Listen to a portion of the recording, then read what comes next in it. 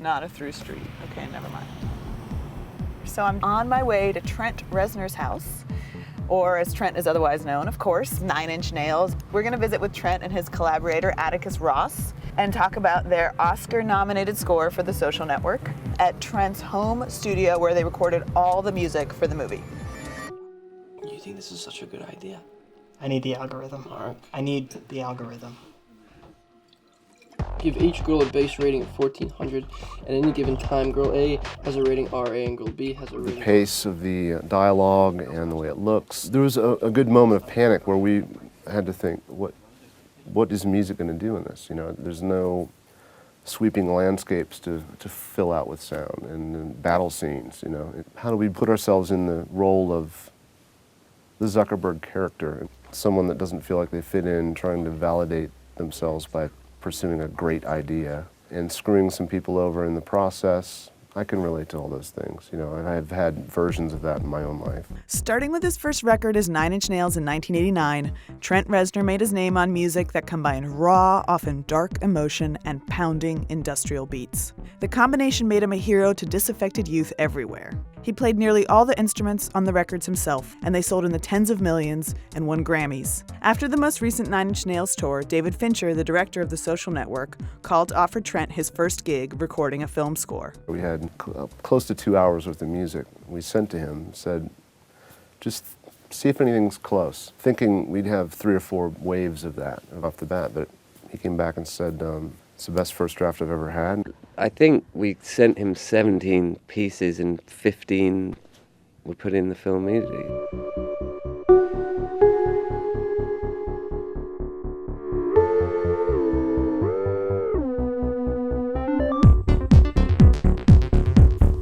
It's really a continuation of themes we've done in 9 Inch Nails, of something that's organic and imperfect over things that feel the opposite, you know, and what kind of instruments might force us to act a certain way, like a modular synthesizer. The minute that patch cord gets pulled out, the sound is gone forever, unless you happen to remember that it was plugged, these 300 chords are plugged in a certain way.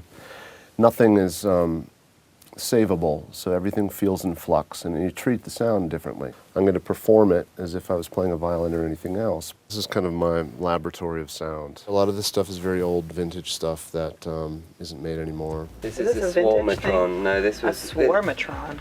This was one of the big sounds of the film.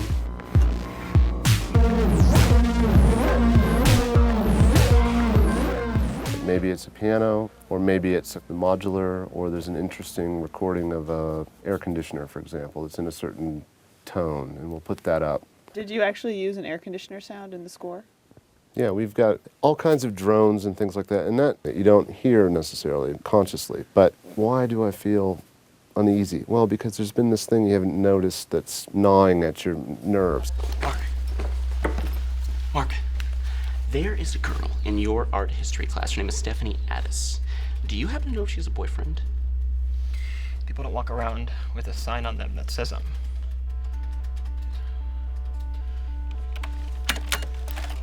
Mark?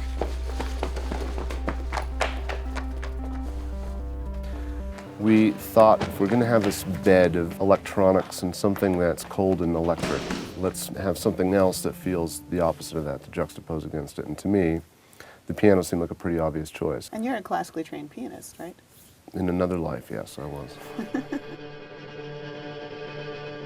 For instance, Hand Covers Bruise, you know, that we worked on the bed, and then Trent was like, well, let me try something on the piano.